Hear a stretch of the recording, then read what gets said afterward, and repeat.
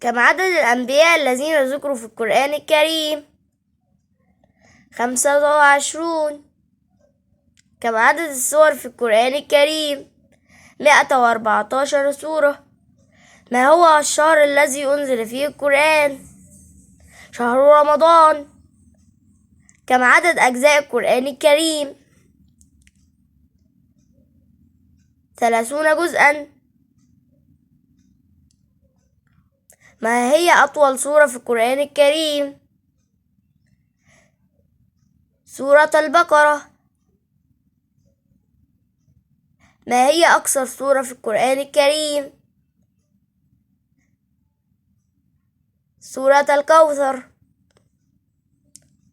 ما هو المكان الذي نزل فيه أول آية في القرآن الكريم؟ غار حراء.